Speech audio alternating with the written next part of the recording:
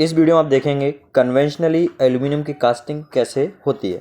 तो सबसे पहले मोल्ड तैयार किया जाता है और आप देख सकते हैं ये ग्रीन सैंड है जो कि आपका नॉर्मल सैंड वाटर और मोलासिस से मिलकर बनाया जाता है। और यहाँ पे अंदर एक पैटर्न रखा हुआ है और ये मोल्डिंग बॉक्सेस हैं जिनको हम कोप एंड ड्रैग बोलते हैं।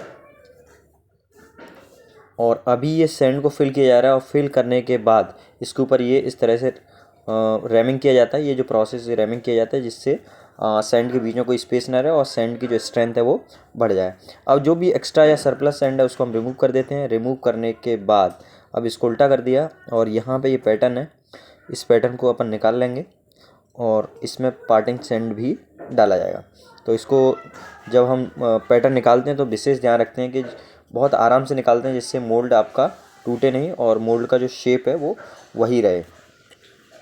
और ये आप पार्टिंग सैंड डाल रहे हैं जिससे इसके ऊपर जो मोल्डिंग बॉक्स रखा जाएगा वो चिपके नहीं, ठीक है।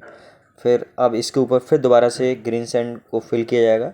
ये जो सैंड है इसी सैंड को हम ग्रीन सैंड बोलते हैं जो कि मोलासिस और नॉर्मल सैंड और वाटर को मिक्स करके बनाया जाता है।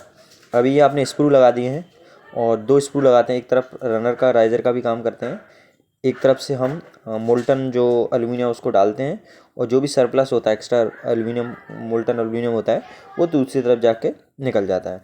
और जब आपका श्रिंकिंग होता है, आपका सॉलिडिफिकेशन होता है तो उसमें भी ये कंपनसेट करने में काम आता है जो एक्स्ट्रा मोल्टन मेटल होता है।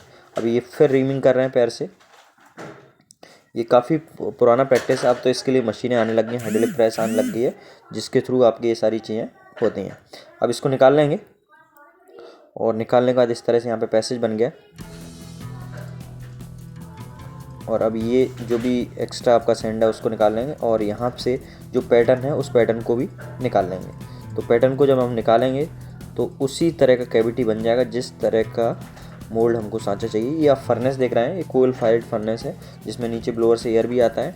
और यहाँ पे ये एल्यूमिनियम के जो इनगॉट्स हैं उनको डाला जाता है जिससे मेल्ट होते हैं, पिघलते हैं और पिघलने के बाद यहाँ से जो मोल्टन एल्यूमिनियम है ये मोल्ड कैविटी के अंदर डाला जाता है।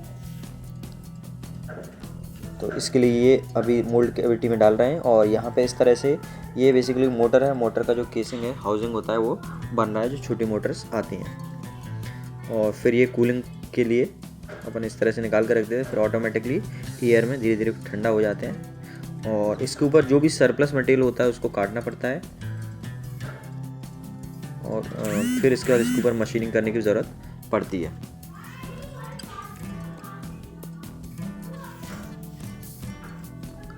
तो ये काफ़ी कन्वेंस पुराना मेथड, अभी इसमें नया टेक्नोलॉजी। अब ये देखिए लेडल है, उससे जो टोंग है उससे पकड़ के ये मोल्टन मेटल को डाल रहे हैं मोल्ड कैविटी के अंदर।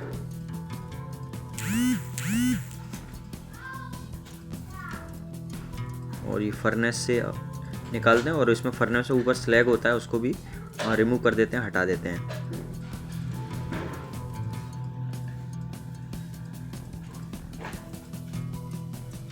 ये देखिए एक तरफ डाल रहे हैं और यहाँ पे दूसरी तरफ जो भी सरप्लस मटेरियल वो निकलता है।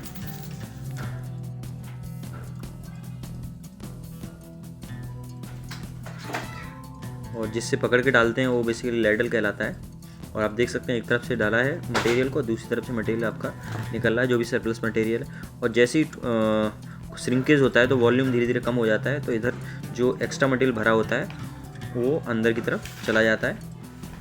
ये देखिए और एक्स्ट्रा मटेरियल आपको डालना पड़ रहा है क्योंकि जैसे जैसे सॉलिडिफिकेशन होता है तो आपका लिक्विड श्रिंक होता है, उसका वॉल्यूम कम हो जाता है।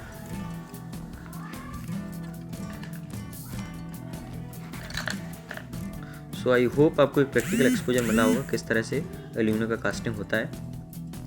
और इसके बाद थोड़ी देर इसको ठंडा होने देते हैं, फिर इसके बाद आप इसको निकाल के डाल देते हैं और फिर मशीनिंग परफॉर्म इसके ऊपर किया जाएगा। Thank you.